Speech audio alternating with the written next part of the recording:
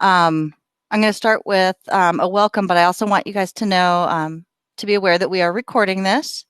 So everyone on your best behavior. Anyway, welcome to our very first coaches live webinar. We've been getting ready today, trying to make sure you can hear everybody and we can read the chat. So if we have some technical difficulties along the way, please bear with us. But put your questions in the chat and we will answer them as they come in, or we might hold them and wait for till we get a chunk of them. All right, so welcome to the 2019-2020 season of First Lego League. This year it is City Shaper. I usually end with thanking coaches, but today I'm going to start with thanking coaches. You may not realize this. We have one of the largest First Lego League communities in the United States, and we touch over 7,000 Minnesota kids per year, and we couldn't do that without your help. So we really appreciate the time and commitment that you have in working with these kids. Usually when I do this live, I ask how many rookies are out there. So I am assuming we have rookie coaches out there. So very quickly, I'm going to go over what the difference between FIRST and high-tech kids, what our roles are. FIRST is the national nonprofit that authors the games. They are in New Hampshire. They manage 4 robotics programs: FLL Junior, FLL, FTC, and FRC. They do all the background checks, they do the national registration. They come up with the themes each year. For First Lego League, they partner with Lego Education. And they also partner with people or institutions across the United States that deliver their programs locally. And we are that institution here in Minnesota. We are the Minnesota nonprofit, and we manage FLL Junior, FLL, and FTC in the state of Minnesota. All the tournaments, all the training, everything, the volunteer, the workshops, all the local outreach.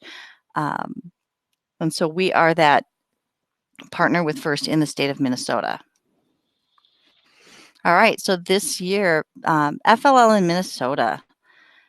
Very quickly, these stats are a couple of days old, but currently I believe we have like 500 and maybe 15 or 20 teams, I think, as of today.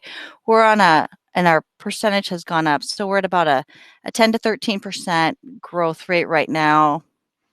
I actually think we'll be closer to 5 or 10, but we are growing, and we're growing in the state. We will probably hit about 1,200 teams total between junior, FLL, and FTC this year. So it's a big deal. All right, last year we launched a new website, and I just point this out especially for rookies because we do run 3 programs. We color-coded our website. So when you go in and you're looking at our website and you're looking at registration or information or anything else, make sure that all those tabs turn red. If they're green, you're in junior. If they're orange, you're in FTC.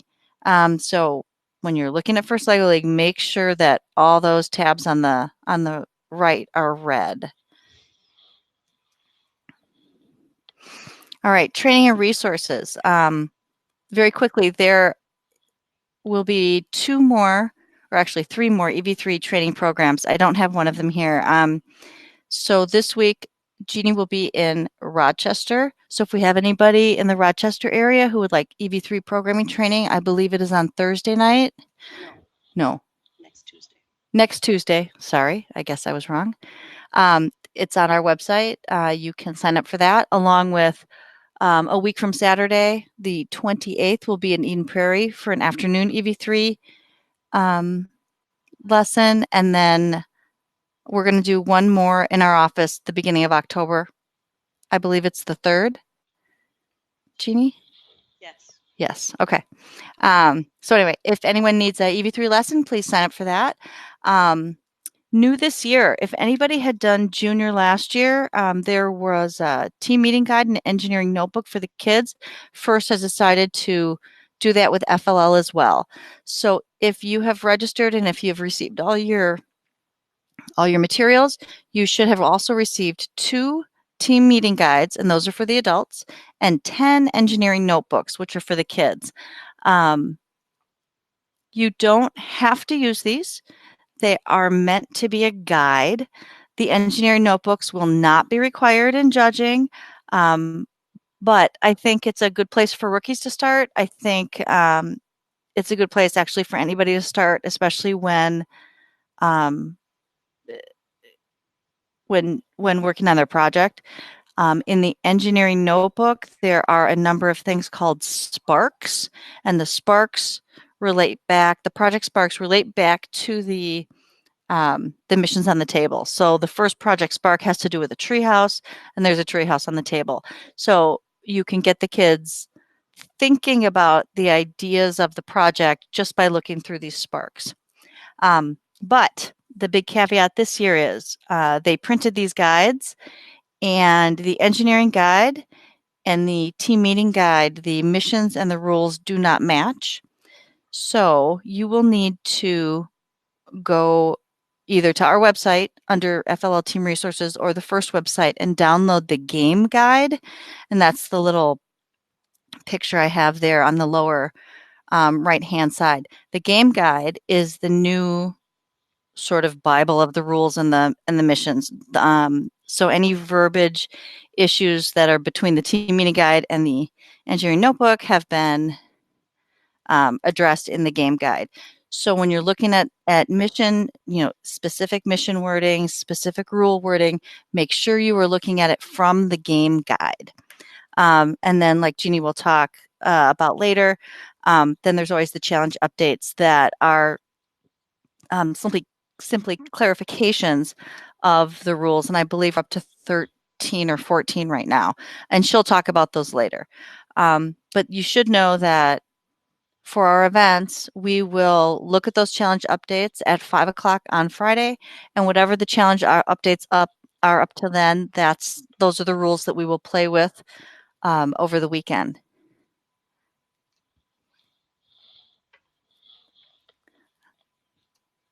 All right. Are there any questions, Barb? Nope, she's shaking her head. Okay, great. So our tournament structure for rookies, just so you know, we have a 3-tiered tournament structure. All of the teams will participate in one regional. From regionals, teams may advance to sectionals, and from sectionals, they may advance to the state championship. Each level of advancement is approximately 20 to 25%.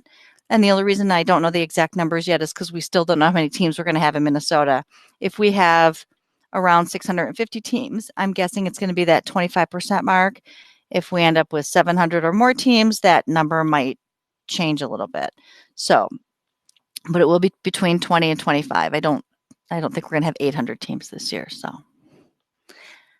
and so when you're looking, make sure that you're looking under the regional events when you're looking at dates with your team. All right. So registration will open on October 2nd at 3 o'clock. I'm going to send out a blast pretty soon about registration, but when you go in, you just look under team registration. You come to this slide that has the United States and the state of Minnesota. You'll be looking at Minnesota registration, and then that will open another page. And where that arrow is on the bottom, all the events will populate. Please make sure that you are registered nationally before October 2nd. And give it a day or two before that, because sometimes we download information from FIRST, and it takes a couple of days for those payments to cycle through their system and to become paid on a report that I see. So teams need to be paid through FIRST before they can register for an event with us. All right, so when you register, just some tips, and for any returning coaches, these things haven't changed. Make sure that when you register, if you have a purchasing agent registering for you, or if someone else is registering for you and you are the coach, make sure they're entering your name where it says coach name, because that's where, so it's going to attach that team to your name, and you're going to get, whoever's name is up there first is who is going to get all the email from High Tech Kids. And that's going to be all that important information about your event and everything else.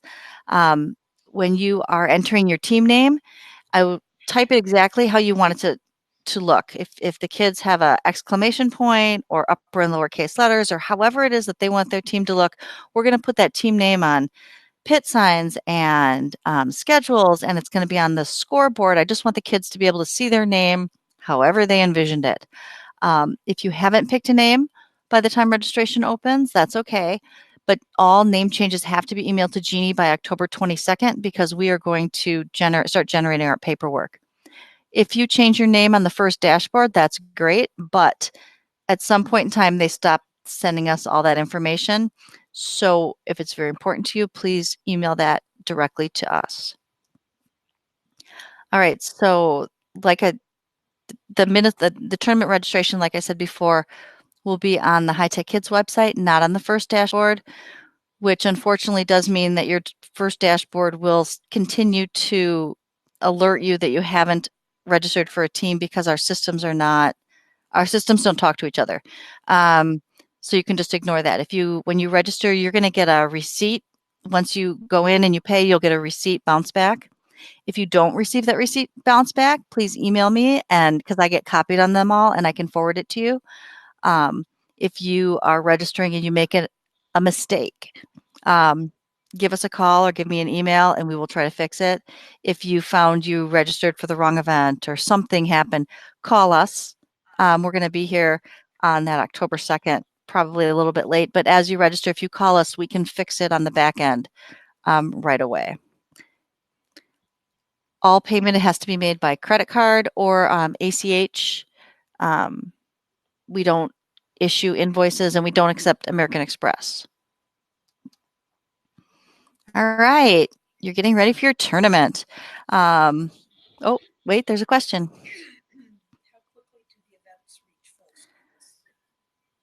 Are you muted? Okay, one of the questions was how quickly do events reach full status? Okay, it depends on the event.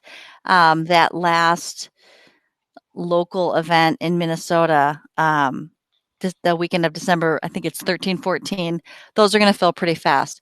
Saturdays generally fill quicker than Sundays. Right now that we've got 32 teams in each event, if we have to, we will open some of those events to 48 teams. Just kind of depends on how many teams register. But right now we're planning on 32s. So if you imagine we have 600 teams and we have 32 slots in an event, I guess my advice to you would be pick a couple of them that your kids can go to, have your first, second, and third choices and just continue to try if something fills. But there have been times where events have filled in, 10-ish minutes. Okay. All right. So tournament time is coming around. And here are the forms that you need. So we have these forms listed on our team resources page as well as every individual event page. We have the demographic survey here. And this is one survey per team. And I realize that first asks you these questions, but they don't share that information with us. So this is what our donors ask, and we need one of these per team. And then there's the consent form. So you can either do the paper consent form or the online team roster. What this is it's a photo release. So the paper form is also linked to our website. You would need one of those per child and signed by their parent. If you decide to do the online team roster, this is something you would do in your first dashboard, and you invite the child, which is really sending an email to the parent. And once they respond yes, then that means that that they agree to all the terms. And then you can print out that team roster. And if you have some kids on a roster and some consent forms, you can do that. We don't have the demographic survey online, something we're looking at, but we just haven't gotten there yet. But it is a paper form. And if you forget, I promise we will have a stack of them at your event. All right, tournament prep. So like I said, detailed on your tournament page. Each event has its own page. whether it's Saturday, Sunday, they all have their own pages. So there will be detailed schedules there, concessions, all the forms will be there, any information, like every school is a little bit different, enter through door X on the west side or whatever. There will be information about that. The concessions information will be there too. Some of our people selling concessions try to do lunch pre-orders so they can get an idea of how much food to order, and some of them don't. Most concessions people will send me their menus so that you can have an idea of what kind of food is going to be offered. Also, I don't know, a couple weeks before your event, you'll be getting emails from me regarding all these things, and also sending you to that event page. Share all this information with your parents and your aunts and your uncles and your principals and whoever it is that you want to come to this event. It's a free event. Anyone can come. One thing I would like everyone to know is that everyone should bring their challenge kit. We will have practice tables in the pits, but the practice tables won't have kits and mats. So if someone is gracious enough to put their mat down for the day, that would be fabulous. And then as teams use those practice tables, they can bring their pieces to the table. If I have any rookies out there, my suggestion to you is to go to an earlier event. Go and see what it looks like, see how loud it is, see what the pits look like. You can even go in and watch some judging sessions so that you can understand that. Bring your kids with you. It's just a good preparation to know what to bring. Lego teams tend to travel with a lot of stuff. So just know what you'll need to bring. It's educational. So our doors will open at 7:30 a.m. and that's when we do check-in. I only need an adult. I don't need the kids. I don't need the other adults. I just want a coach with all the paperwork that tells us that you are there. You will all have an assigned pit table. We guarantee you 2 chairs. Some of our venues are, those lunch tables, little round chairs, but every venue, like I said, is different. I would throw a couple of those folding camp chairs in the back of your car in case you need them. And I would also suggest a power strip. We guarantee that you will be able to plug one thing in, but everybody comes with, phones and computers, and you're going to have to charge your robot at some time. So I would bring a power strip.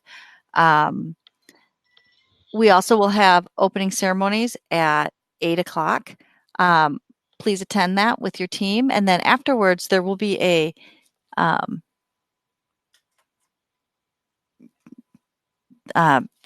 team coach meeting. It doesn't have to be you that is there. It can be your co-coach, but you will meet with the head judge and the head ref, and they will go over any changes for the day.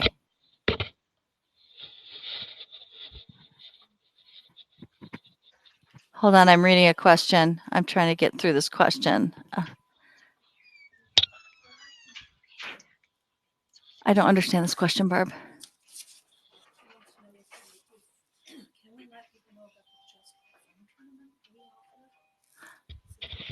Oh, yeah, I can do that at the end. So stay for the coaches meeting, get all your questions answered, and they'll talk about any rule changes, the way you're going to go through the performance area, any questions you might have for judging. It's just a good place to get your last minute questions answered. All right, so in Minnesota, our competition structure, the way we can cycle through so many teams, so each judging group can only see 16 teams. So for regionals, generally we do a lakes group and a woods group. It's very Minnesotan. So you only care about, if you're in lakes, you only care about those teams in lakes. So we will do awards and advancement out of each group. So lakes, woods, if we have a third group, it'll be prairie. You're only really competing against those teams in your judging group. And we will have advancement to state out of each one of those groups. And like I said before, by and large, the advancement is around 25-ish%. All right, I'm going to talk specifically about the City Shaper Challenge. Okay, so one of you're going to have 3 judged areas. One of them is going to be core values. In this judging session, the teams are going to do a cooperative challenge. And the meaning of this challenge isn't if the kids do it correctly or not. It's designed to spark a conversation with the judge, and it's also designed for the judge to look and see how the kids work together as a team, how they make decisions. Is there a leader? Is there not a leader? Do they do it cooperatively, or do they have a big discussion, or however it is? And none of these are a wrong way. It's just a way to see how they have organized their team. For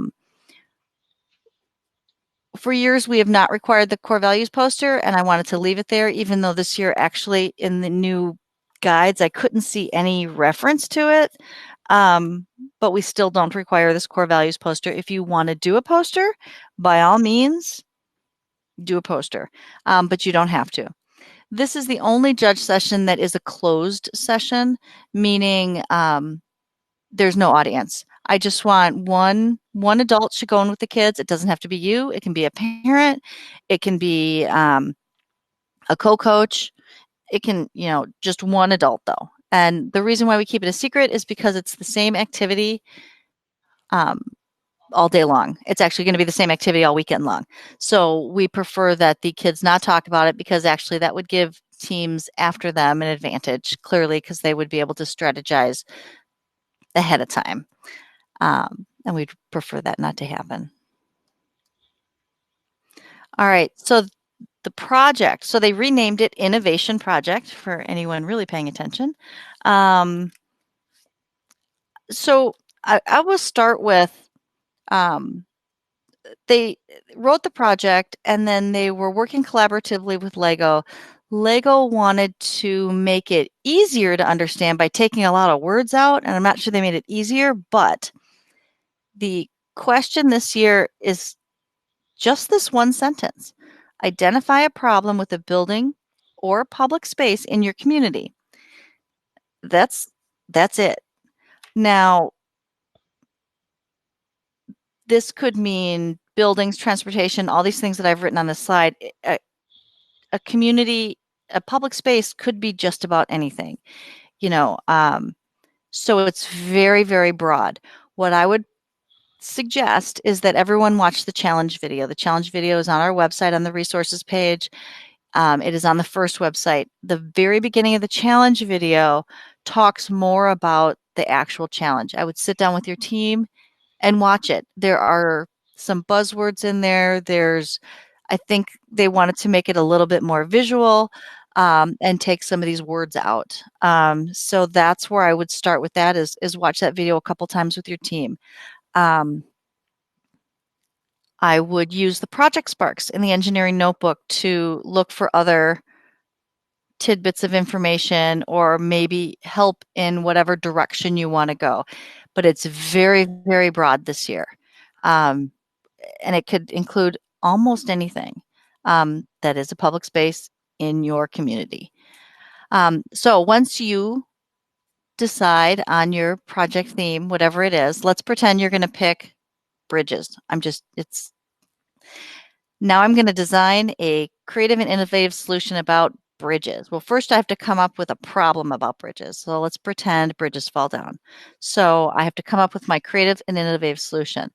So it can be something that already exists, that I have tweaked a little bit and I'm using it in a new way. It can be something brand spanking new. It can be maybe something that I have improved. It does not need to be robotic, and it can't be that, aliens came down and fixed all the bridges. It needs to be based a little bit in reality. I mean, these are kids. Sometimes they're little kids, and so a little bit of latitude with logic is okay, but like I said, it can't be that aliens came down and solved our problems. So and then you need to share your findings. So my suggestion is minimally share it with someone, because it is part of what the judges are looking for, and it is on the rubric that I'll show you in a second. But definitely share it with a stakeholder. I like to say to share it with a stakeholder. And then you will also prepare a presentation. So a lot of times when you're looking for your solution, if you were doing bridges, you might go to a structural engineer. Then you might go back to get some information. You might go back and share your findings with that person. Then prepare your presentation, and prepare your presentation for no longer than 5 minutes. And that includes setup time. So I would be careful with any electronics or PowerPoints or anything like that. So part of your presentation, it can be a skit, it can be a game show. I suggest a trifold board. I think it's a great way to put information on a board. My team used to use it as like a big old cheat sheet. It worked pretty well because kids get nervous in front of scary adults. And everything they've learned, it flies out of their head, and having that board there is really helpful. I talked a little bit about PowerPoints. We cannot guarantee that you're going to have a white wall or anything to project on. We won't have projectors for you, or computers or extension cords or any of that. I would also not assume that you have access to, Facebook or Twitch or any sort of Wi-Fi or YouTube. Many schools block that stuff. So if you do have to use some sort of video or something, make sure that's downloaded on your piece of equipment, and that you're not relying on Wi-Fi for that. All right, robot design and programming. So we have some changes this year, but basically this is going to be pretty much the same. You're going to come to this event to this judging with your robot, all your attachments, any programming. Maybe you have programming printouts, but with your laptop, and parents can come to this, and parents can come to the project one as well.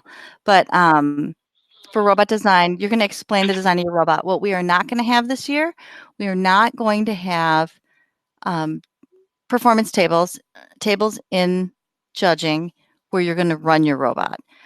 This is a new style of judging that they piloted across the country, and this is what they did at Worlds last year. So we are going to also give it a whirl. It got great reviews. The focus is going to be more on the design of the robot, the iterations it went through, the journey of your robot. Tell us how you got from point A to point B. This is a great place where you can do a pseudo engineering notebook. You can do a 3-ring binder, take a picture of your robot every time it makes a big change, and then make the kids scribble down notes. Why did they make that change? Maybe what the date is, the date, why did they make that change? Is it working? Is it not working? Whatever. So they bring that notebook and they can tell the story of the robot. And the same with programming. So then we are still going to split the kids up a little bit. At some point in time, the programming judge will say, hey, who wants to show us their programs? And so you should talk with your team who's going to go off with the programming judge, and make sure it's somebody who knows about programming. And if anyone's laughing, it's a real thing. But when they show their programming, make sure they can't see all their programs. So make sure they're showing something they're really proud of. Look at the rubric. Make sure they're showing something that has, a loop in it, or it follows a line, or it uses a sensor, or it uses an attachment in an interesting way, or you're reusing code. Make sure your code is, commented. Talk about all that stuff. Also talk about, if you have a notebook of old programs, maybe say, this is where we started with this program and this is where we ended up. This is how it went from the beginning to where it is today. Because I guarantee you, anything that you guys are doing now, the robot's not going to look like that come competition day. It's going to go through a lot of changes, a lot of iterations. And if you document it, then that's the story that you should be telling. Are there any questions about this new form of judging? Is there anyone that has anything? Okay. We're super excited. Yes, we are super excited about this. Oh, someone's typing. Oh, yes. Thank you, whoever said that. Someone asked, will there be a large mat? Yes. So this is the downside of doing a webinar. I have all these things that I hold up and I show, and you can't see it. We're going to have a color picture of the mat. It's not going to be as big as the mat is, but maybe 11/17, maybe a little bit bigger. We haven't decided how big it's going to be.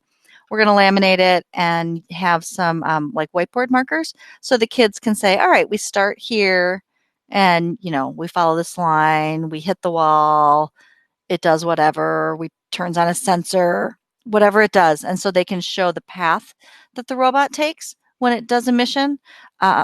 So yes, that will be there for the kids to jar their mind. So thank you for asking that question. So the other thing I want to touch on, the rubrics have a new look this year. This specific rubric is the project rubric, but they're all going to have, so instead of having comment section after each large section, they're just going to have this big comment section on the bottom. And there's going to be one side that says, good job. And the other side is going to be something to think about. They also piloted these rubrics last year. The judges we talked to that used them loved them. And the teams actually thought they got some really nice, better comments back that were a little bit more in depth.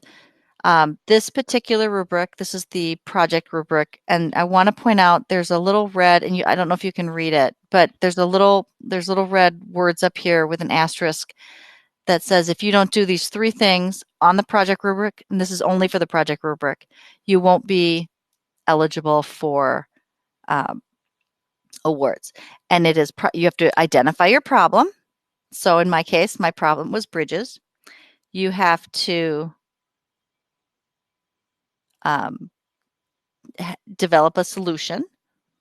I haven't come up with my solution yet, but you have to state your solution, and then you have to share it. So those are the 3 things that you absolutely have to do to be eligible for any project awards.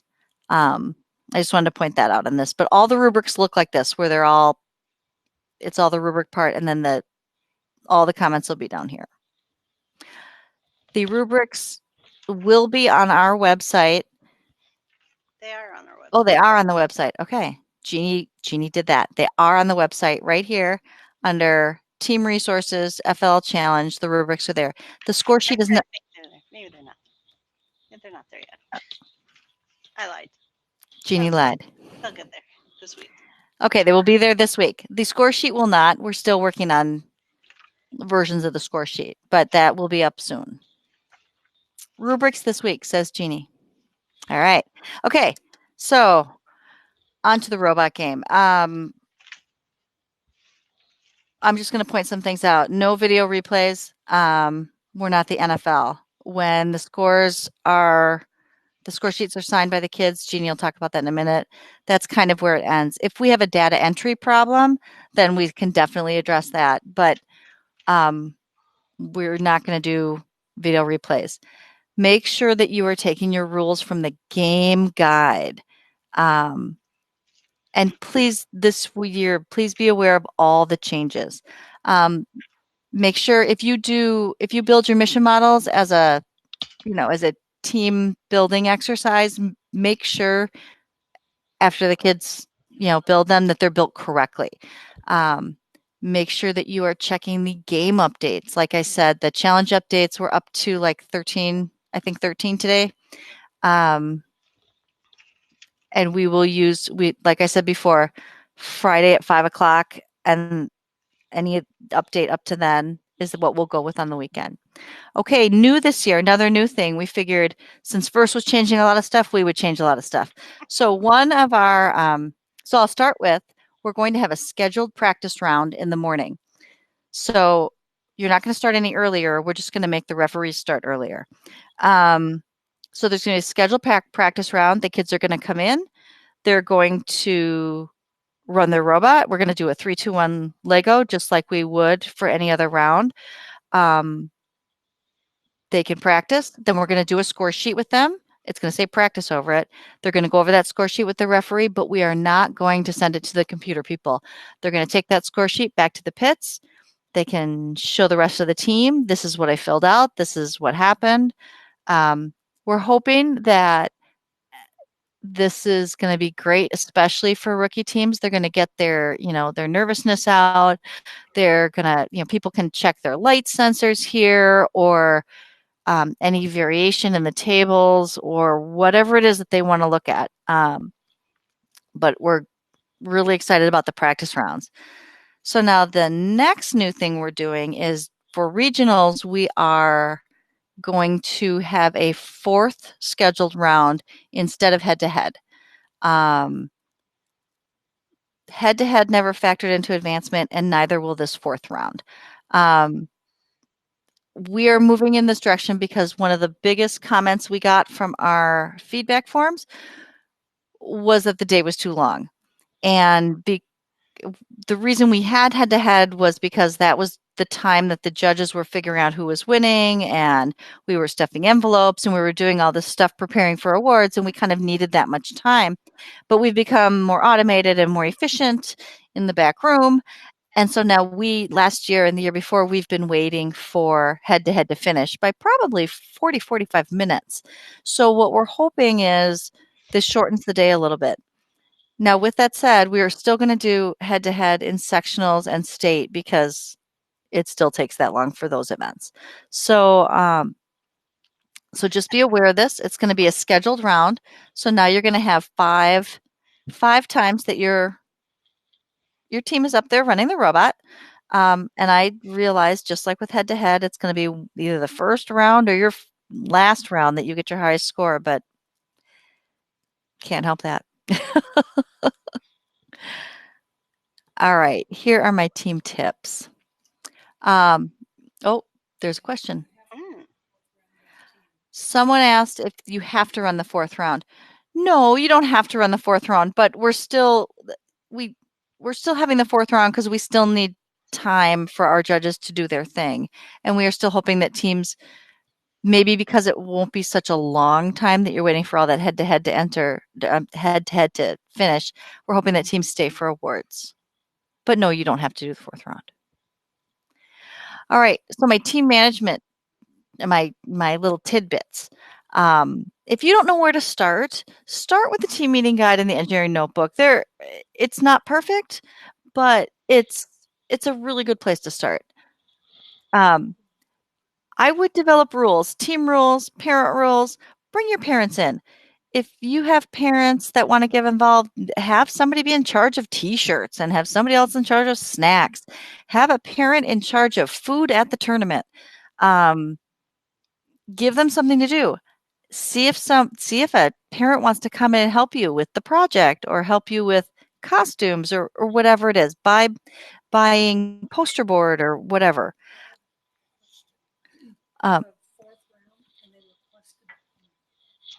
Someone just asked for the 4th round if they can request an opponent, and no, because they're all going to be scheduled. So you're going to know on your schedule what those are. I would do team building activities with your kids, especially if your kids don't know each other very well. And again, making sure that they know what the game rules are. We're going to go over the robot rules here soon, and there's some big changes. And if there's anybody, I just added this one, if there's anybody out there that runs a Mac, Mac OS has a new update version called Catalina. They updated their OS to something called Catalina. It is not compatible with the EV3 software. So either don't update it, or find a cheap laptop. Lego thinks they're going to be able to fix it by November. Actually, so Lego is not fixing it. Lego is coming out with a new app for only the Mac, November of 2019. So mid-season, Lego is going to give you a new app to program your robot for Mac only. That's scary. So if you could avoid that, I would stay away from that if possible. No one likes to be the guinea pig on a new piece of software. All right. Advice from Jeannie. All right. Here's my top 10. Absolutely, kids do the work. Kids are way too honest in the judging room. So, especially now, especially with the robot thing where they're not actually running the robot, they're going to have to explain it. I get asked this every year. Yes, the robot does the missions, not the kid's hands. I also get asked every year, do we have to go in order? No, they write the missions in order because they have to go in an order of some sort. But no, you can do the missions in any order you want. And I say every year, 2 or 3 great missions that are reliable 80% of the time are better than 10 missions that only work 40% of the time, because you're going to go to an event and you're going to cut that percentage probably in half, because that's just what happens when you put a robot in a car and drive it to an event. And it is 2.5 minutes to get your best out of 3. We don't take the 3 scores and average them, so you can get a 0, and a 400, and we take the 400. And I would practice this. Set a timer for 2.5 minutes, crank the music and pretend like you're a crowd and see what happens. And if the wheel falls off, that's fine. Don't stop the timer. Just tell them, what would you do if your wheel fell off? I would start early on the project. I say this every year too. Not one of your kids joined First Lego League to do a research project. I can just about guarantee that. They might grow to love the research project, but that's not why they joined the team. So start early on the research. It's once you hone in on whatever your subject is, it'll be easier. I would have realistic expectations. Like I said, last year, we had 640 teams. We're expecting anywhere between 5 and 10% growth. So with only 2 or 3 slots to worlds, just don't make that be your goal, because you have to get through you got to have a lot of good days in a row in order to get there. And lastly, keep a notebook. I'm a big binder person. It helps kids remember. I had a notebook for the project, and we also had a notebook for our robot. And they took them into judging, and it helped them remember what they had done, because let's face it, kids don't remember hardly anything. So, but it was a way for them to say, oh yeah, that's right, our robot looked like that. It was pink then, and now it's orange, and this is what we're doing with it. And the same thing with the project. And most importantly, it's fun. This is fun. You're having fun. And don't overthink it, because you can really overthink this program. All right, are there any questions now, Barb? No? All right, you type your questions, and I'm going to do my shameless plug for volunteers. This is a volunteer organization, except for the 6 or 7 of us that work here. We probably have, I don't know, 120 volunteers that fill 3 times that many slots in a year. So if you are ever curious about how decisions are made, or you really don't like winter and just want to spend some weekends with us, we can help you out. We have volunteer training starting next month, and there will also be webinars. So coaches and parents make some of our best volunteers. That's where Jeannie came from. That's where I came from. That's where Barb came from. Okay, more than half of our office came from coaches or volunteers, or participants. Oh my gosh, I'm looking over my office. So you guys are also, you're experts whether you know it or not. All right. We're going to move on to the robot game in a second, but before I move to Jeannie, I'm going to show you some things. First of all, this is my favorite picture. These kids are watching their robot. This is actually happening up in Duluth many, many years ago. But it is my favorite picture because their robot is not doing whatever it is it's supposed to do. So But there were major changes this year. So if you are a returning coach, you are in better shape than, I'm sorry, if you're a new coach, you're in better shape than any returning coach or even any team member this year, because they have changed the rules. So they've changed some of the rules and some of the stuff on the mat from when they, I think, first designed it. Oh, there's a question. Yes. Oh. Notebook mentions using the white bricks for the innovation. Yep. So the question about the white bricks? Yep. Kelly, I'll address that when I talk about the rules Okay. and All right. missions. Okay. So really quick before I give it to Jeannie, I am going to, this is a half picture. So everybody, well, if you've received your stuff, you have noticed that the mat is shorter than the table. And that's by design. So the black area that you see, what we're doing here at High Tech Kids, we are painting all the flat parts of the table, that tabletop part. We're painting them black. So this is what ours will look like from a bird's eye view. So just be aware of that. So the mat is shorter and there's this big black area. The big black area is called home. This area where it says 3M and it's this outer arc, years ago that was something.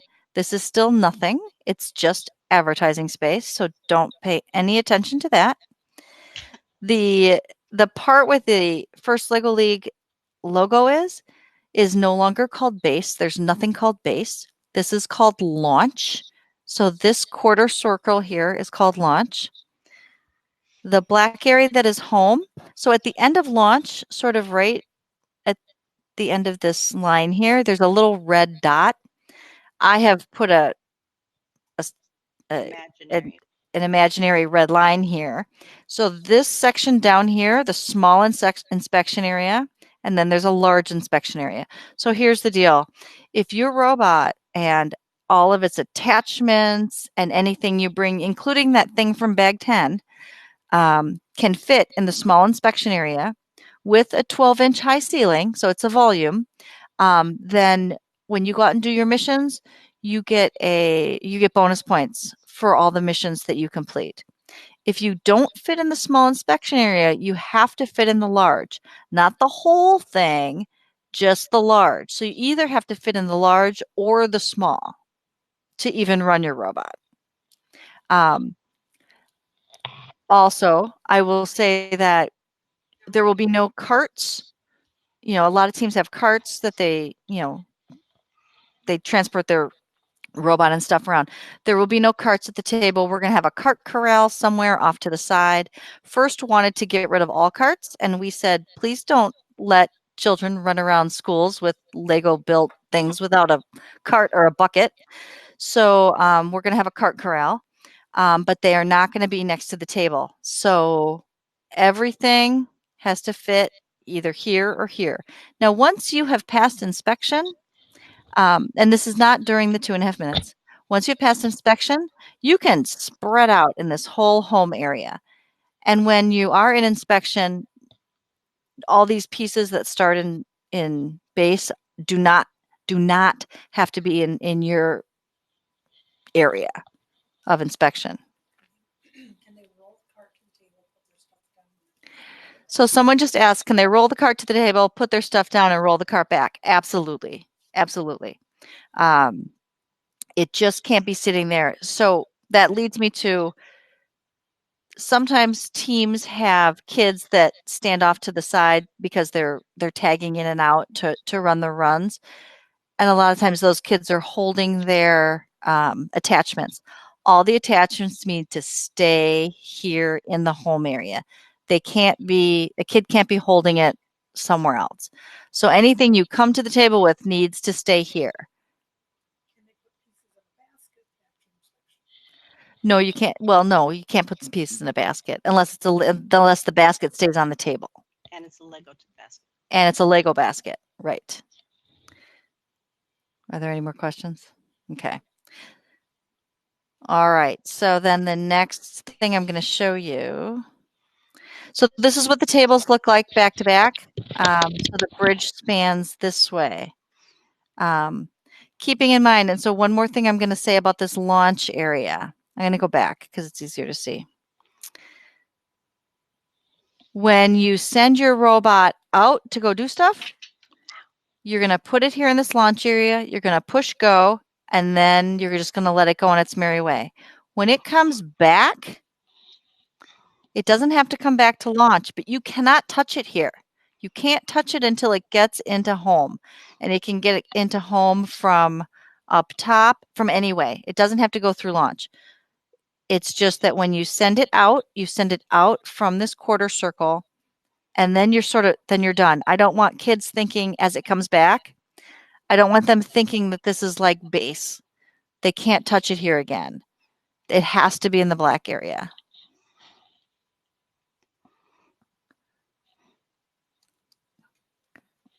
So with that, if there's no more questions, I'm going to hand it over to Jeannie. Anything?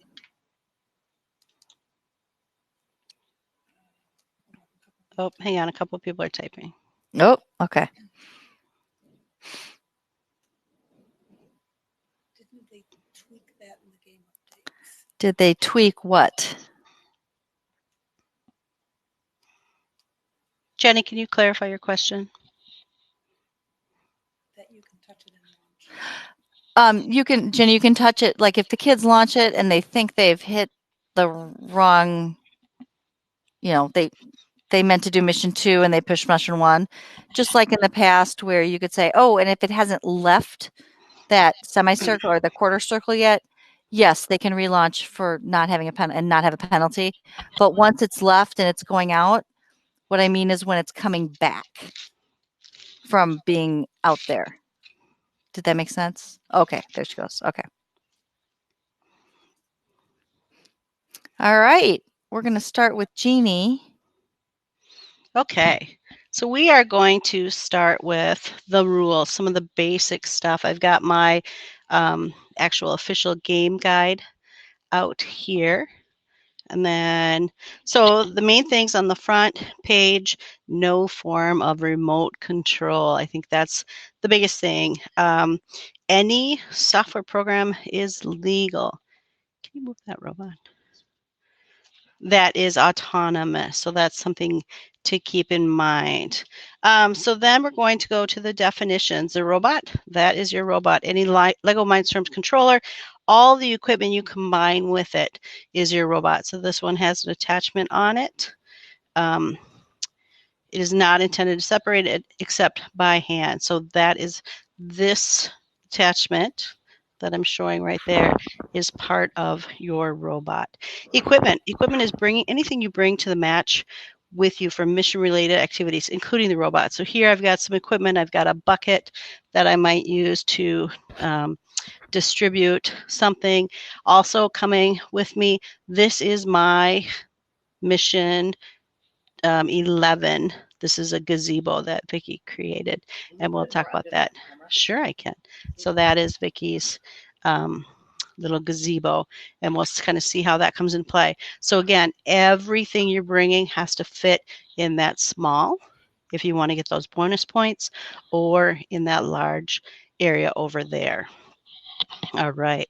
The field, they define it as the inner sides of the border wall. So you cannot be hanging over the edges of the table.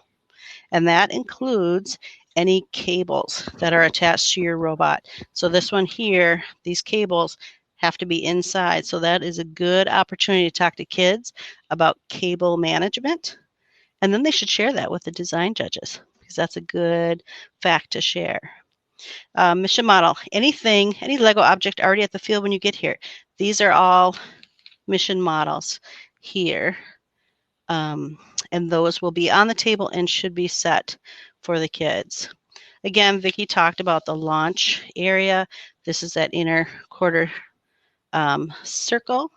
It extends to the face of this south border wall, but no farther. And again, if you're hanging over that wall, you are not in the launch area. And then home is defined here, and you can see the different pictures of home.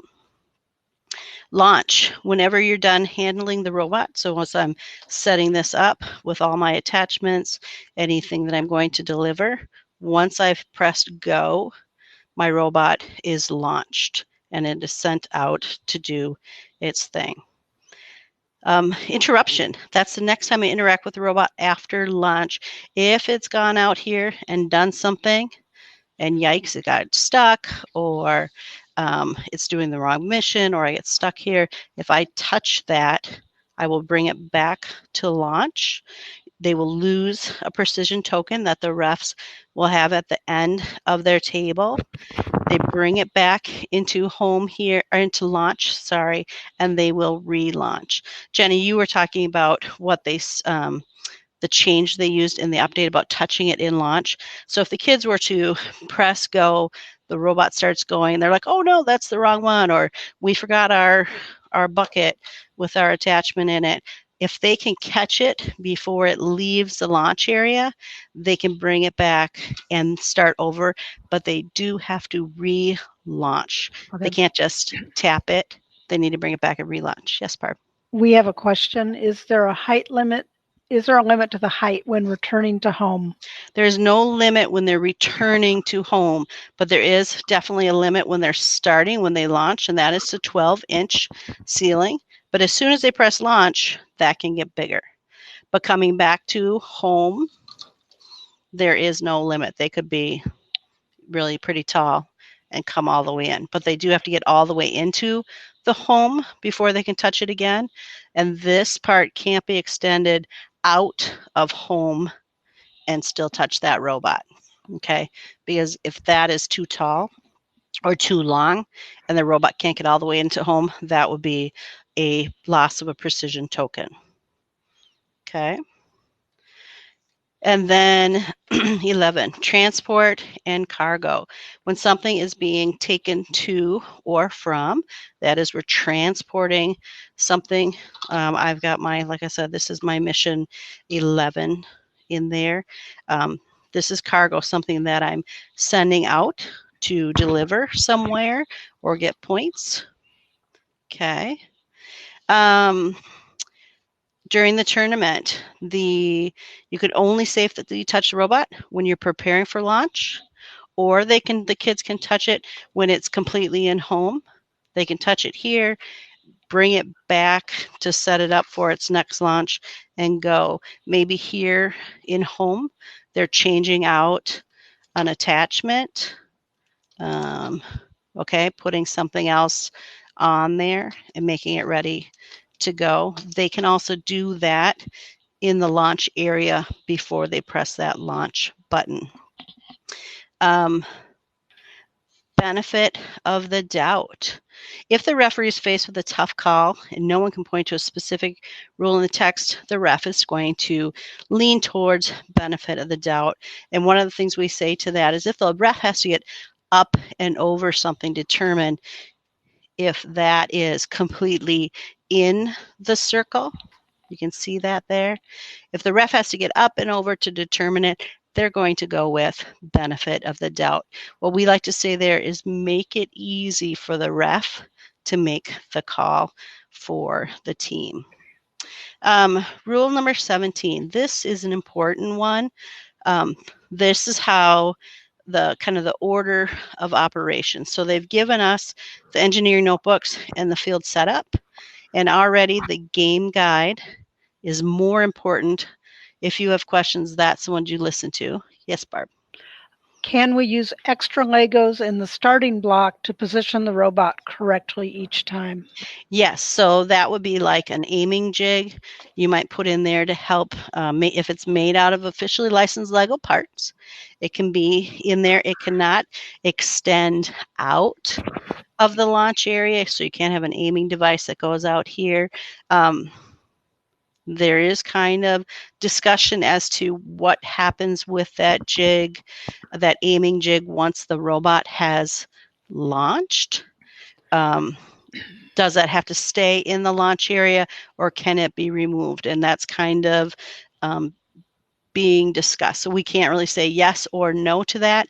What they're kind of suggesting right now is if the kids are using a jig before they press launch, they might want to put that back into the home area and then press launch. We're not sure on that. We're actually waiting for an official ruling from FIRST. So that is something that will come up in the updates. And again, if we get something big like that, that's something that Vicki would include in the blast that she's putting out to teams, or we would have that also posted on our blog, our latest news on the website under the FLL. There's a question about jigs extending into home.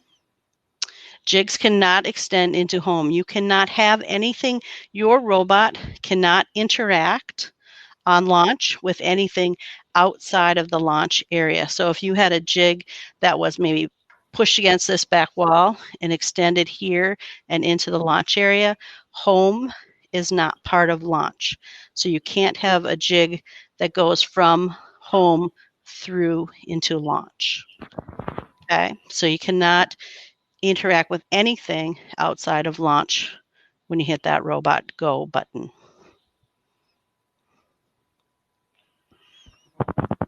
Yes, your robot can drive into home from launch and back out. And there's actually an update coming specifically on that. And you'll see that later this week, I believe. Okay. And again, so the update's coming. So the rules are, you've got the missions and the field setup, and then any updates that you receive are the next highest level. So if anything in an update contradicts something that's in a printed rule or mission or field setup, the update takes precedent. From that, the head ref at the Minnesota event actually has the next authority up. So they can look at the rules, they will look at the updates, and then they can make the decision Minnesota-wise if there's something that we have decided to rule certain ways. That will always be talked about at the coaches meeting that will happen in the morning of the tournament. So make sure at least one coach goes to that coaches meeting in the morning. That's where the refs and the head judges, the head ref and the head judge, will talk about specifics of the day and how they will make rulings on anything. If you have questions before then, if you're concerned about a strategy, please shoot an email to us. We can share those with our head refs beforehand and actually get information back to you. And if it's something that here in Minnesota, we're like, well, this is what we're going to do, that's a good place for us to know about it even beforehand so that your kids aren't surprised and the refs aren't surprised with those questions. Okay, any questions on that? Doesn't look like it. All right, so then before the match starts, you'll have about 1 minute to prepare. That's pretty quick. Vicki's pointing at me. Part of the home bonus, like, does that have to be in the inspection? I think that's his question. Yes, absolutely. If you have a positioning jig, it has to be, that is part of all the equipment that you bring. It has to fit, if you want the bonus, it has to fit in that small inspection area. So there may be some Tetrising going on. And then like Vicki says, once the ref says, yep, you're in, and gives you the thumbs up, then the kids can spread out to that entire home area. But every single thing they're going to use needs to fit in that small inspection area for the bonus points, or everything they use has to fit in that large inspection area. They can't hold that jig over here off on the side of the table. And it has to remain in that area too. You can't use it and then hold it off to the side. It has to stay in that home area during the match as well. All right.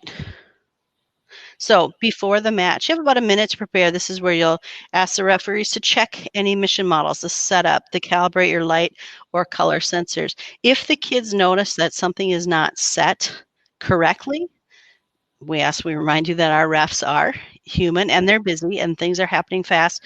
If the kids are specifically doing a mission and it looks like something's not set, we ask them to ask the referee, can you check that? Can you verify that dual lock? Or, oops, that one's, the elevator didn't get reset properly. We don't want the kids to reach over and make the adjustment. We ask them to point it out to the ref and ask nicely, using their gracious professionalism, if that ref can fix that for them. If your team is using an object, a mission model, as a strategic, maybe something to bump into, or using it for some sort of sensor, that is another good one to ask the ref. Can you make sure and just say, hey, we use that to bump up into, can you make sure that is set down nice and tight? The refs want the kids to have success, okay? So during that first minute, you'll show the referee that all the equipment fits either in the small area or the large inspection area. And again, that has a 12-inch ceiling on it. So everything has to fit in there at 12 inches. So it can't be stacked up 14, 16, 18 inches tall. Once they get that, the refs will give you the thumbs up. And then again, like I said, the kids can spread out anywhere into home. And they can make adjustments in storage, storing and adjustments to their attachments.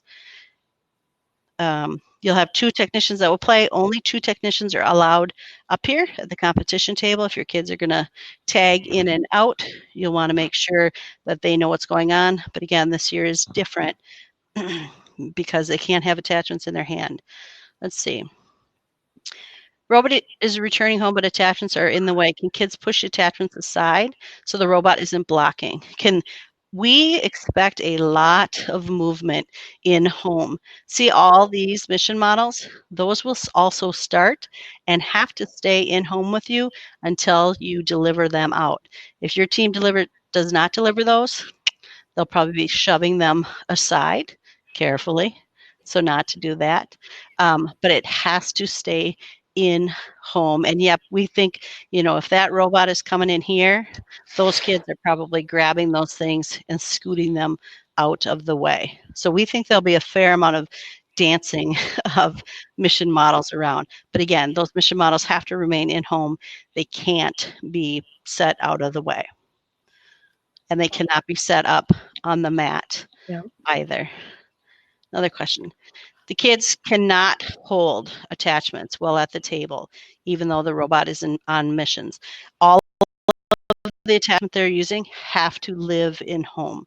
Now, I think that probably if the first mission they do is coming back, that kid is probably grabbing the next attachment so that as soon as this robot comes back, they'll bring it to launch, put that next attachment on, and then send it on its way.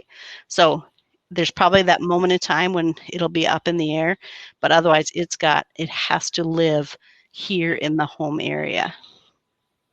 Okay. I got another one typing in real quick. Actually, you only have to be at that 12-inch height of home during that inspection. So once you've passed inspection, and if you want to stack all those pieces up 18 inches high, they'll topple over, but you can certainly do that over there. You don't have to stay in this small area once you've passed inspection. You can have your stuff here, over there during. For the inspection points. So to stay in the small area, all of that, yes, everything you're using. This stuff, if you're not using these don't have to be in the small inspection during the inspection, if that's the question there. And I think that our refs will probably start those way over in that large inspection area is what I anticipate. Because I think most teams will be trying to stay in that small inspection area for that. I'll keep going as that question comes in. We got a couple coming in. Again, decide on those 2 technicians that will play, only 2 at the table at a time. During the match, so the launch sequence is get your robot ready. Everything that they will be delivering will be here, has to be within that 12-inch. We'll do the 3, 2, 1, Lego, as they're saying Lego, that's when the kids can push the button and launch their robot. And then anytime it comes back into home and the kids want to relaunch, they'll push that button, make sure they're not touching it again. It always has to be within that 12 inches on launch. Okay. Don't interact with any part of the field that's not completely in home except to launch. Okay. So they can't be out here touching these things. Don't cause anything except the robot to move or extend out of home. Again, that's kind of talking about if you had an aiming jig, that can't be stretched out of the launch area. If anything the robot affects or puts completely outside launch stays there unless the robot changes. So if they're delivering something and it doesn't quite get where they wanted it, that will actually stay there. Okay. You cannot take any mission models apart unless the mission asks you to, and there are no missions that do that. And then we're going to talk about interruption because there's quite a few interruptions, and there's actually been updates on what an interruption is. So I'm going to use Vicky's. I wish these weren't white because I know that they're hard to see, but it's actually hard to see the swing and some other things. So okay. All right. So what the rules are. So interruption is when the robot goes out and it's doing its thing. So say it gets caught on something here. So it gets caught on this mission model. Clearly the kids can't keep going. So they're going to grab their robot, bring it back to launch, and they'll do a relaunch. If they do that, they lose a precision token.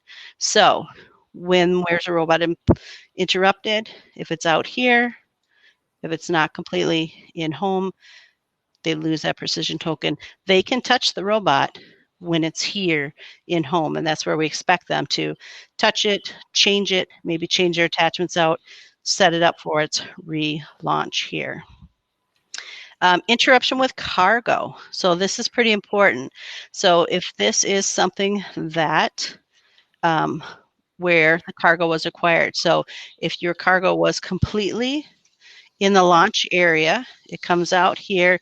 If your robot is still touching that piece of cargo and the kids interrupt, if it left with them, they get to keep that piece. It can come back with them so they can relaunch it. Okay. If it goes out here and they lose contact with that piece of cargo and then they touch their robot to bring it back, that piece of cargo actually stays there. Vicky's giving me a more contrast piece. Okay, so I'll do that again. So they're delivering this. We'll pretend this is something. If they go out, if they're still touching that, I'm going to put it on here. If they're still touching that, the robot is still touching that, is in control. When they interrupt their robot, that comes back with them. But again, if they've lost control of that and they touch their robot, they can bring the robot back, but that stays out there. We kind of say they kind of live in their mess with that. That is stranded cargo. And then they've done quite a bit of updating on stranding. And again, stranding in base is a little confusing. If the cargo, so if something gets stranded in the launch area, I use base, sorry about that.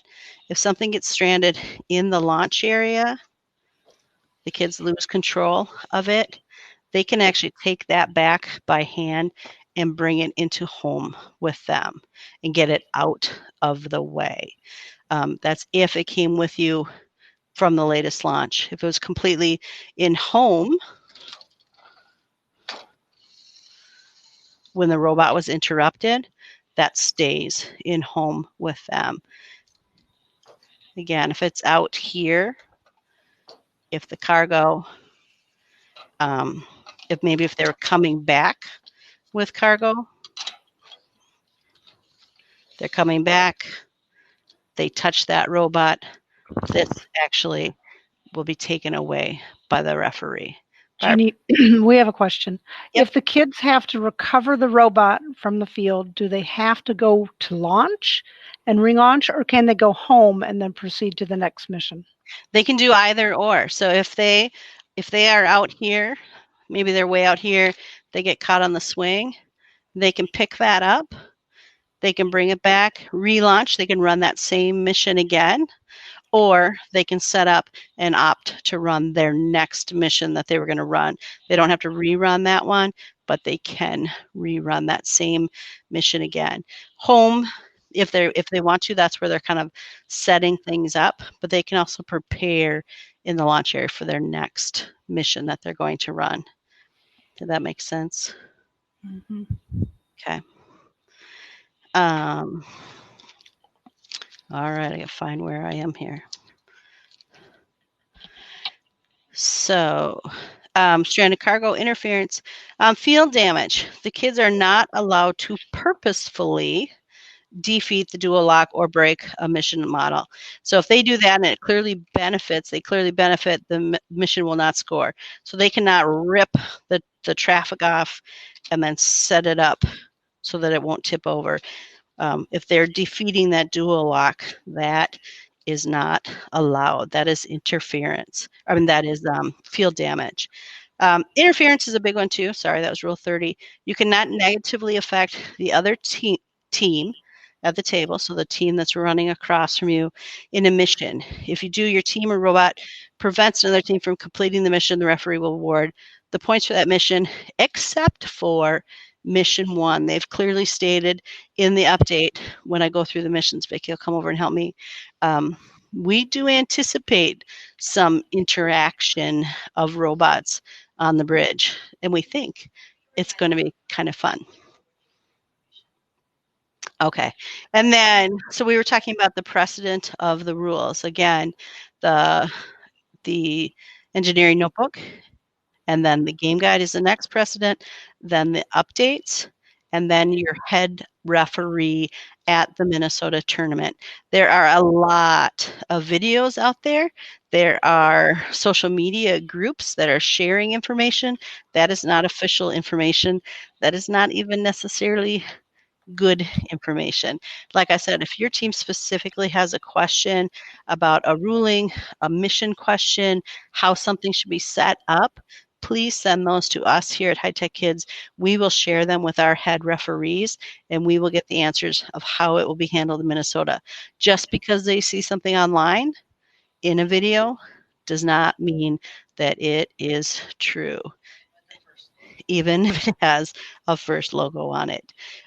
FIRST will never issue, the only place they will issue updates is on that official update. Okay, and we have a link to that on our website as well. Okay.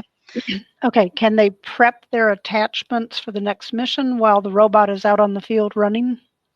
Yeah, we anticipate they'll be prepping for the next thing that's happening in home here. They cannot put it in this launch area until that robot is back into home. Okay, and then I saw an example where one robot placed a roadblock on the opposite side of the bridge to prevent the other team from interacting with the flags. Is that legal? That is specifically not legal, and that is why that update is specifically written. So the update says bridge barriers not allowed. That is update number 12. The only way Robot X, Vicky's Robot X, the only way you can stop me from scoring my flag points, I can't even be Robot X. Sorry, I've got short arms. The only way she can stop me from scoring those flag points is to be faster or stronger in scoring those points. Oh, looks like I'm stronger. Robot clashes are expressly allowed in the text of Mission 1, which we will talk about in a second. All other competitive action is ruled by Rule 30 second sentence. So no, you cannot. I've seen that video. They put a barrier in the middle, and that is expressly not allowed. That is illegal. And that's why we don't trust videos that are out there. That team actually, if you've watched that video, they do several things wrong. They misinterpreted the rules. in a pretty big way, actually. So I would disregard that video. They've got some bad solutions. Some of them are cool, but they're bad. So at the end of the match, the teams will be given a score sheet. The referees will go through each mission with them. Did you do this? Did you do mission 1? Yes, no, yes, no, yes, no. The ref will go through each and every What? Everything is scored at the end of the match. Okay, Barb, you're good. You're good. I lost you for a second. that's okay. Everything is scored at the end of the match, so the kids should not touch anything. If the match is over, oftentimes at the end of 2.5 minutes, maybe the robot's over here, the ref will say, "Are you done?" Or the kids can say, "Hey, we're done. Can you turn off the robot?" And the referee will reach over and stop that robot. The kids should not reach over and stop that robot unless they say, "Hey, ref, we're done." Then sometimes, but usually we like to let the ref turn that off if they're not landing, finishing maybe on the bridge or something like that. Make sure those kids are watching the clock. We don't want them grabbing that, bringing it back, thinking they have time to relaunch when there's only 2 seconds left. That's a good thing for someone on the team to be watching those things. So at the end of the match, they will go through this with the referee saying, yes, no, yes, no, yes, no. We ask that the kids sign it, and then the referee will sign it, and then this is official, and it will go to the scorekeeping table. Again, there are no video replays. This is official. Now, if at the time when the kids are getting ready to sign that, if they're saying specifically to that ref, no, you're counting that wrong, or we got those points, or something like that, we ask that the kids respectfully, graciously, they can ask to have the head ref come review it. Our ref will not reset the table. They'll ask the head ref to come over, and the head ref will go through it with the kids and the referee there. Our refs are human. Sometimes they make mistakes. As you can tell, there's lots of little ins and outs on these. But if they've got a question, the time to ask is, well, the table is still set from the performance. If this gets turned in, the kids have signed it, it's official. We can't go back and say, no, 10 minutes ago, we did this, we did that. The ref misscored it.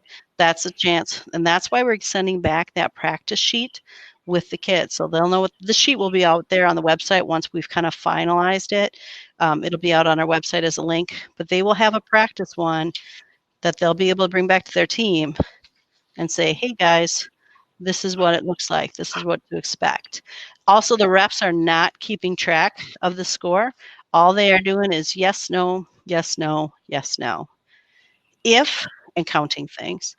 If once your score shows up on the scoreboard, if it looks really wrong or really wonky, they can graciously go talk to the head ref and ask to have that score sheet pulled. We can have that pulled and compare. Sometimes our scoring system, they enter it incorrectly. They're entering a lot of scores all at the same time. So mistakes do happen. And again, we just ask that the kids graciously ask to see that. Don't make a habit out of that. Make a habit out of practicing with your kids and the kids should know, we do this, we do this, we do that. They should know where their yeses or nos are. Some very important definitions to keep in mind before we start reading the rules. Rule 33, something independent. That means it's not touching any equipment. So if it's independent, if I have any sort of attachment or storage device or something like that, if it says it has to be independent, no equipment from the robot or mission or equipment that I'm sending out can be touching it. Supported. Supported means 100% of its weight is held up and kept from falling. And we've got several different places in the missions where they're asking for independent and supported. Okay. And again, scoring only the end of the match. Conditions for your field. So if you went up on the bridge and then you left the bridge, you don't get credit for being on the bridge. It's where you are at the end of the match. The referee discusses, again, like I said, and then only the best score from your regular match play. Again, we talked about that practice round. That won't even be scored. And then they'll have their next 3 rounds, which we're calling rounds 1, 2, and 3. And then of those, only their best score is the one that will count for them, where you don't average those 3 scores. They just get their best score. And then that 4th run is just for fun. By then, we've already tabulated and we're already trying to figure out who has won the performance awards. Okay. How many missions are there? 10? Okay. All right. Sorry, Barb. How many missions are there? There are 14 missions.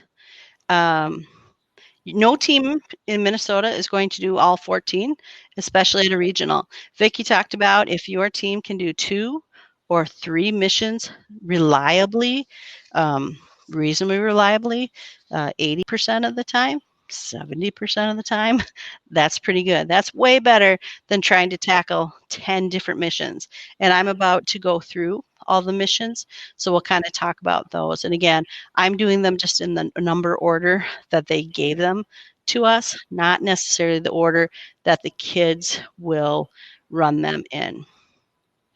Okay. Also to note is your field setup. This is, again, this is in your challenge guide. Make sure you're paying attention to how things are placed. Specifically, the inspection drone will point that out, that if you had the original build instructions was built incorrectly, they did put out an update on how to correctly put that on there. And I'm looking at my bridge and it got a little wonky on me. Vicky's going to fix that. Those corners should be on those red dots. For the bridge alignment at the tournaments, in order for the bridge to line up properly, I know that your mat has to be completely to the south and completely to the east, but know that tournaments, we will probably be a little bit off that east wall in order to make this bridge line up, because I have to get the center of both mats lined up. So we're going to sneak a smidge on this table and a smidge off the east wall. So you, even when you're practicing that east wall, there's going to be a smidge of space, but it will be flush to the south wall. And we're anticipating an update from FIRST on that, on how we're going to handle that.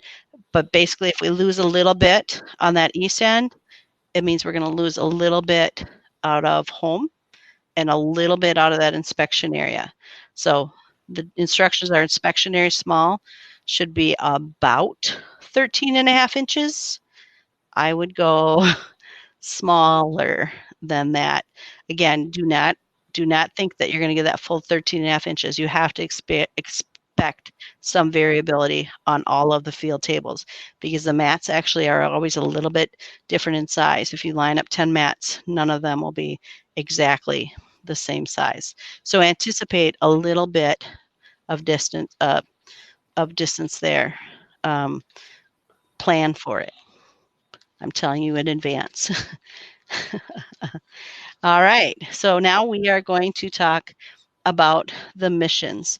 And again, mission 1, it just happens to be the first one they wrote.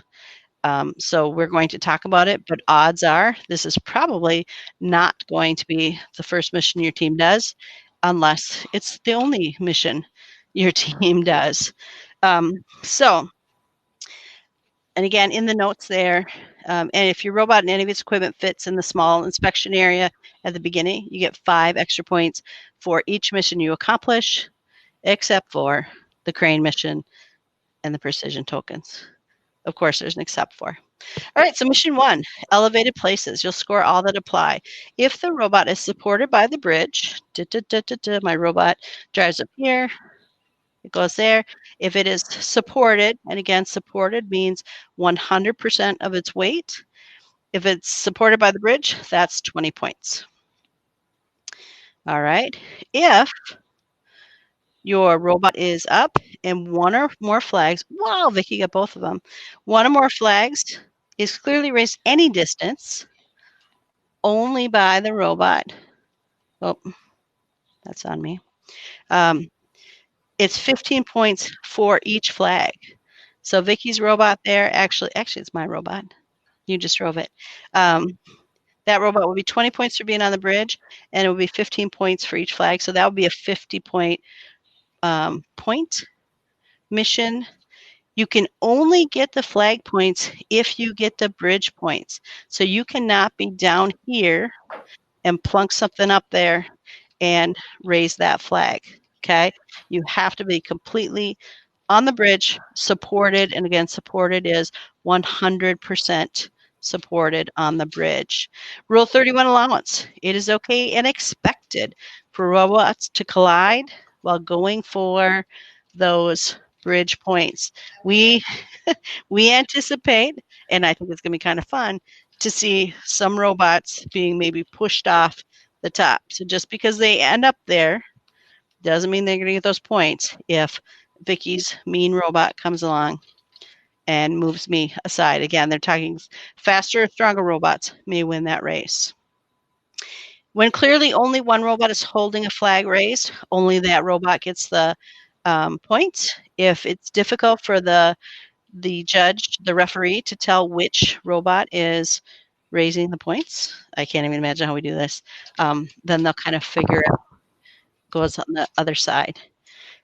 If the robot goes on the other person's board, is there a penalty? There is not a penalty, but if you are clearly driving up one side of the ramp and headed down the other side, the referee is going to stop your robot and send it back to you. That will be a loss of a precision token.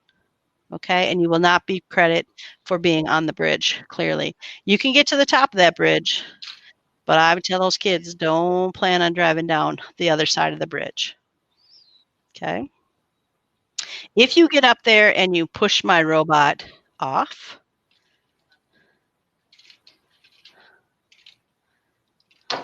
that's legal. We think we'll see some toppling robots. It's going to be fun. Okay. So the bridge one's a little confusing. I think it's going to be exciting. But no, you cannot drive up and over the robot. And again, you can't interfere with something. If that robot is clearly driving up and over the bridge, our referees will grab it. They'll retrieve it and hand it back to the kids. But again, that'll be a loss of a precision token. Mission 2. The crane mission. There's a couple ways to score this. Again, your robot is always doing the work. You hit launch, your robot will go out. It will lift. If the blue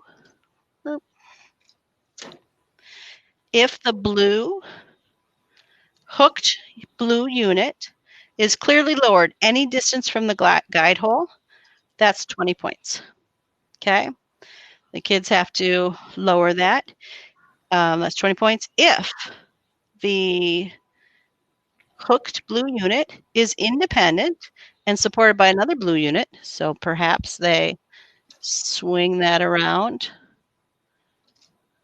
Okay? And it's supported by that blue unit. Okay? Supported by that blue unit, that's an additional 15 points. Okay? If they are able to take that blue unit, push that in so that,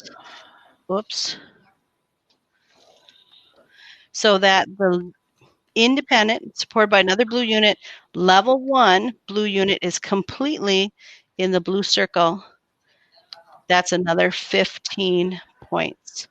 Okay, so that's a potential total of 50 points. Plus, if they happen to be in that small inspection area, that's a bonus of 10 points on that mission. So that's a big mission. That'd be one worth the kids working on. All right. Mission 3, the inspection drone. I'm actually going to have Vicki do this one because she's over on that side of the table. So the robot comes here. Inspection drone is out here. Again, it's kind of open hoop, should be faced towards base.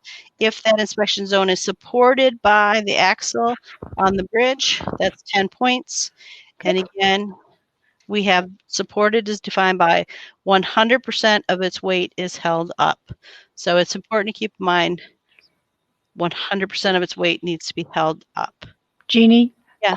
question on the crane. Is the blue cube out there, or do they need to push it out there? One blue cube starts right at the square that Vicky's pointing at. If you look at the field setup, it specifically, it doesn't actually super specifically, it kind of points it out. It doesn't say it in words, but there's one blue cube that starts out on the field. And there's a kind of a square that's lined up. Can it bring an extra one out? It can indeed. Yes, there's actually 3 that start in the home, but 1 starts out there.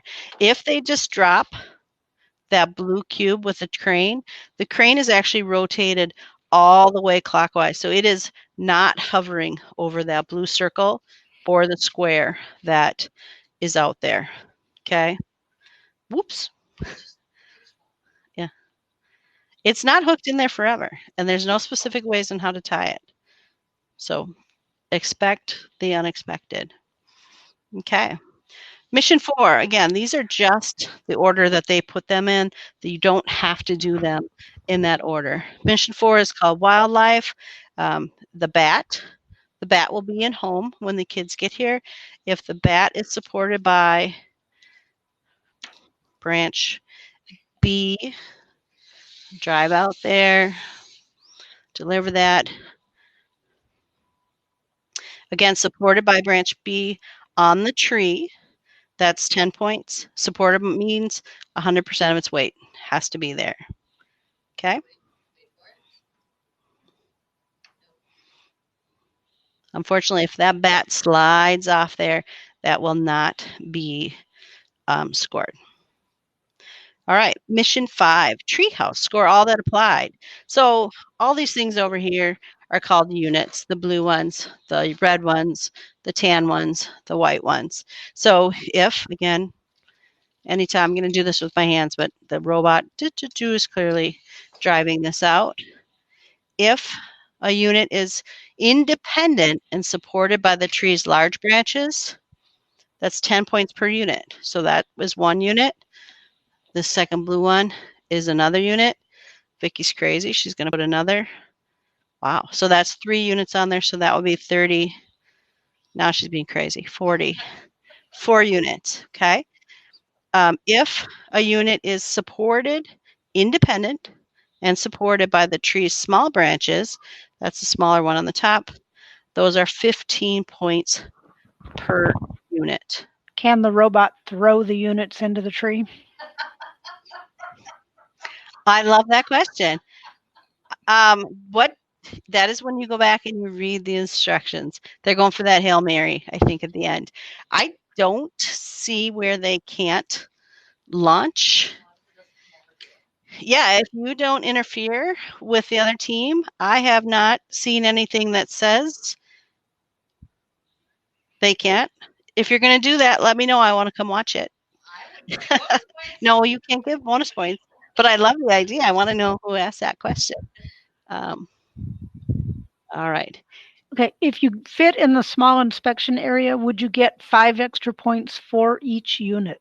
No, the bonus points are for each mission. So they accomplished this mission, they get 1 set of 5. They get 5 points for that mission. This tree is a mission. If they do only the large branches, that's 1 mission. If they do only the small branch, that's the mission. If they do both, that's the mission. It's 5 points in total for completing any part of that mission. Mission number 5. Okay, does that make sense? Because that would be wild. Okay, mission 6, I like this one. This is the traffic jam. This is right here. It's nice close to launch. The team goes out, lifts that traffic jam. If the traffic jam is lifted, its moving parts are independent and it's supported by its own hinges as shown, and they actually do have a picture of it. That's 10 points. And basically what that means is I can't push something out and have that hold up that traffic jam. Okay. If at the, and remember, everything is scored at the end of the match. So if they go out, they've got that, they're coming back, and they accidentally knock that back down, now it's no longer up. Everything is scored at the end of the match. That will not score points. You don't get credit for it if you did it earlier in the match and knock it back down. We do have some concerns about that one because our referees, like if a robot goes rogue out here and a referee has to fix it, if the kids had scored that and the referee accidentally knocks that over while they're saving a robot, the referee will reset that. Okay, but if the robot causes that to tip over, to go back into a non-score position, the referees are not going to reset it. All right, the referees will never reset anything that the robot undoes. And if the kids do it wrong, they're not going to reset it either. So they kind of have to live with what they've got there. All right, so that's mission 6. Mission 7 is the swing. The swing is down here at the end. Can you point that light a little bit? Okay. Nope, we have to redo that. All right, so to swing, there's just the blue levers here. Release the swing. It does not have to be released by the blue lever. That's just what I happen to do. Make sure that it's dual lockdown is proper place. Vicky's missing stuff. But they can look at it in the pictures.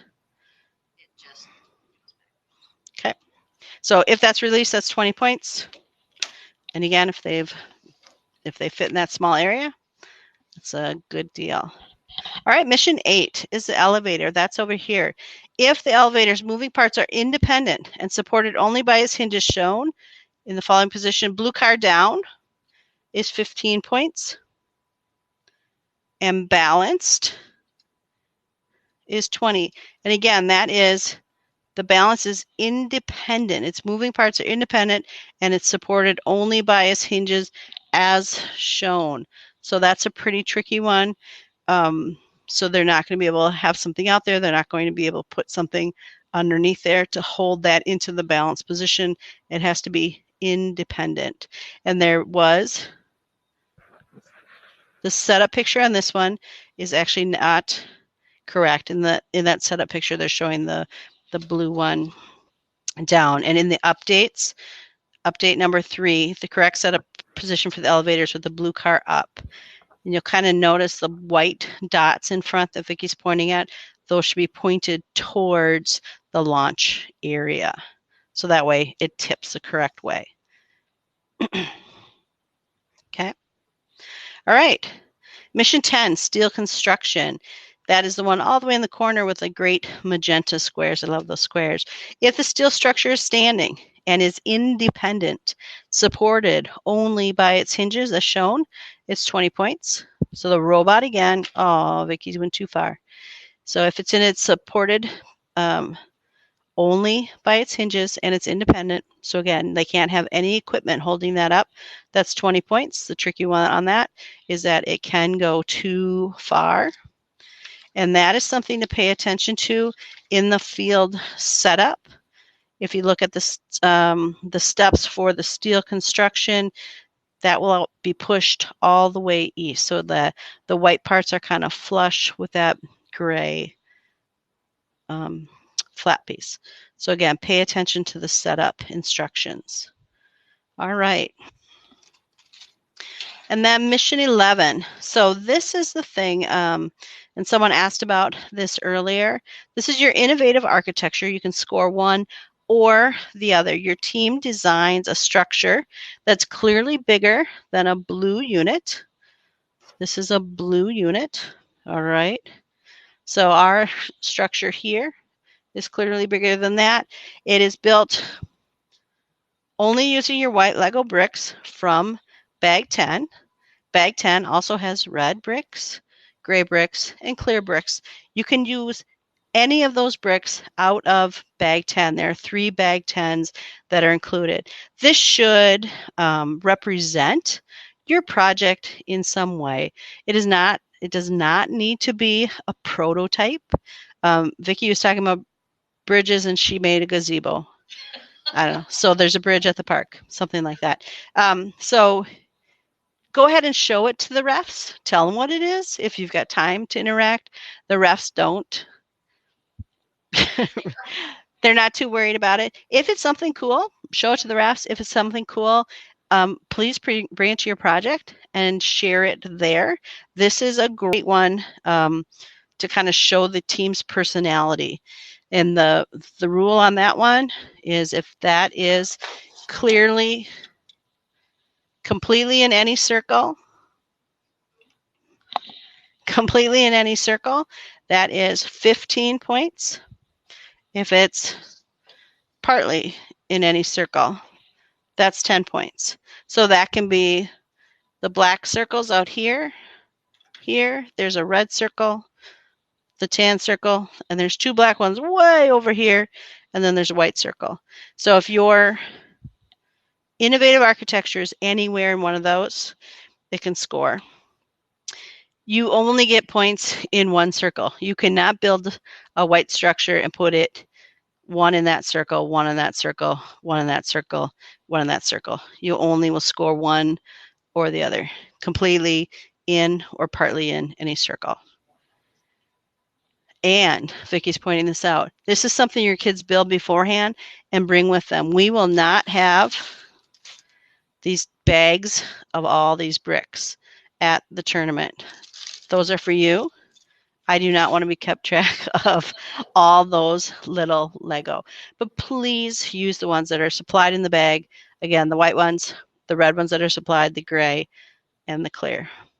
And that was, again, put in the updates, but the update was a little unclear. And quick question, that mission 11 also needs to be in the small inspection area? Absolutely. That is part of the things that you're bringing with you to your performance runs. So yep, that's got to fit in there. So if they're making something ginormous, they want it to fit in the circle, but they also are going to keep that in mind because that does have to be completely in that small inspection if they want the bonus points, or completely in the large inspection area if they're not going for those points. But that, if they're bringing that with them, that's part of their equipment. Okay. All right. Alrighty, so then we're on mission 12, design and build. Please take the time to understand the scoring examples. This is probably the one we're getting the most questions on and that we're seeing most misinterpreted out there. So we'll start with location.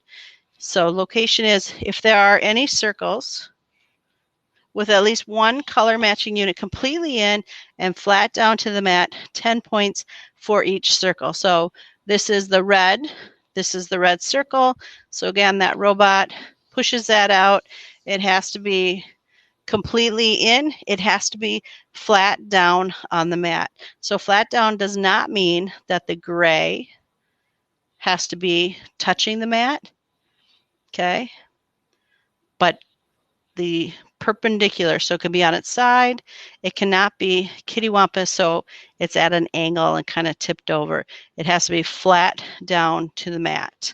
Okay, so you have a red one, a red circle. You have a tan circle. Again, the robot is doing the delivering of that. And actually, a white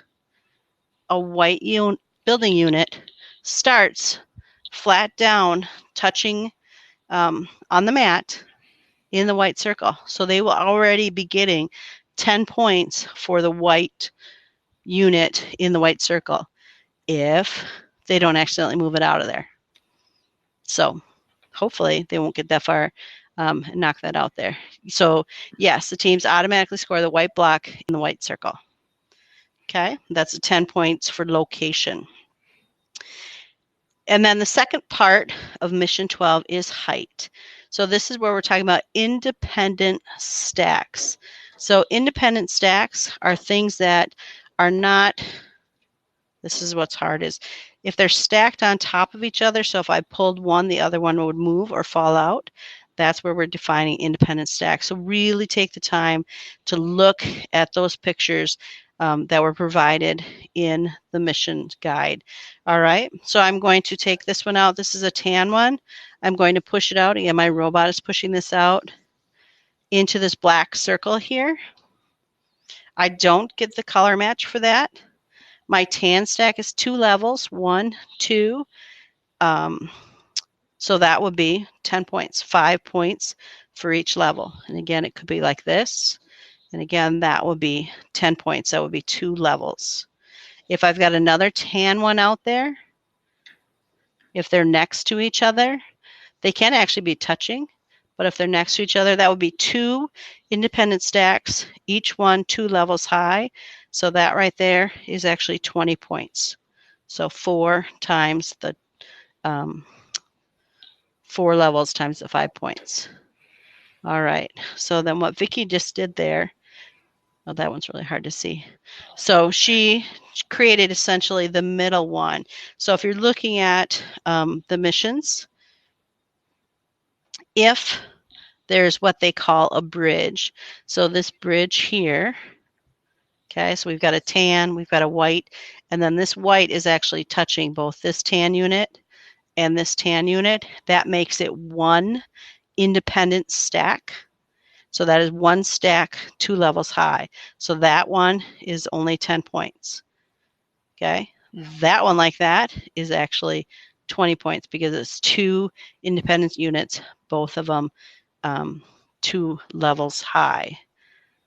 That is 1 independent stack, 3 levels high. So really spend a lot of time with your kids understanding how we will count them as independent and not bridged. They kind of, unfortunately, bridged is not defined, but you kind of have to really look at that picture and figure out what they're meaning in those pictures.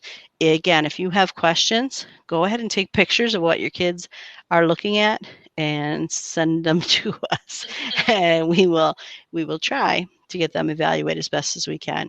All right, so this one here, we've got a red red independent unit that's 2 levels high. So that one is matching its circle. So that's 10 points. It's an independent unit that's 2 levels high. So that's another 10 points.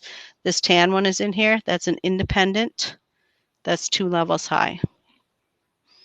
There we've got 1 unit that's 3 levels high. And again, I'm realizing that these are harder to see than we anticipated. So again, if you have questions, please shoot us an email, and that will help us figure that out.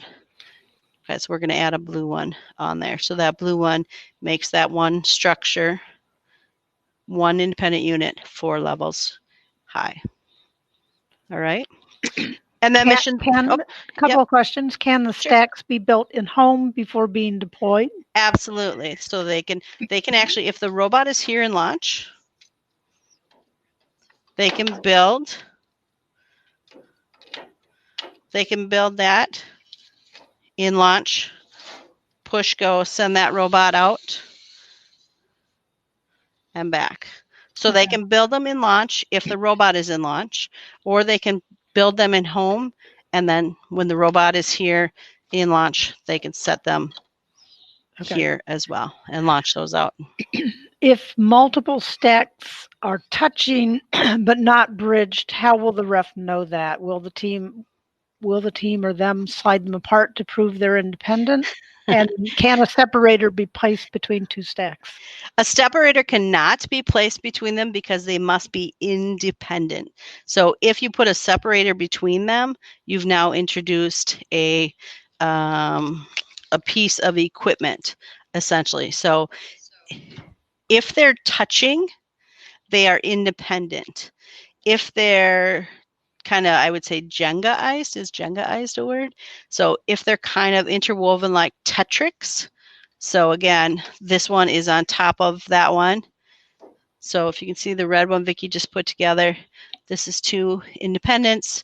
As soon as she puts that 3rd piece on, if it's touching both of those units, it's making it 1 independent unit. We had a head ref in here today, and we are trying to figure out how we will figure out if they're independent. the units can be touching and still be independent of one another. Again, make things easy for the refs. Be careful when you're doing any stacking to make sure that they can see this is one independent unit, this is a separate independent unit. But if you look at this picture in the Mission 12, the first picture, where you see the tan unit and the white unit, they're clearly touching each other, but they're independent because they're not depending on one or another. They're not stacked on top of each other. And stack is defined as one or more building unit with one level touching flat down on the mat, with any higher levels touching flat down on the level below. And we do expect lots of questions, and that's why that practice round is going to be important, so that everyone is on the same page. And again, if they think they've got one thing and the ref is saying something else, that is a great time to ask for that head ref to come make the evaluation. Okay. So separator. The team will not slide them apart. The team will never go out there and say, nope, okay. The referee maybe will slide them apart, but we're not going to let the kids reach in there and move those apart at the time of scoring. And again, if there's a question, that's when we'll want to ask for that head referee to come in. Okay. Mission 13, sustainability upgrades. Only one counts per stack. These are, this is a solar panel. This is insulation, and this is a rooftop garden. So if those are on top of a stack, if an upgrade solar panel installation is independent and supported only by a stack, which is at least partly in any circle, 10 points for each upgrade. Okay, so that's 10. This one here is on top of this stack. That would be 20. This rooftop garden in there, should put upside down, is 10 points for each upgrade.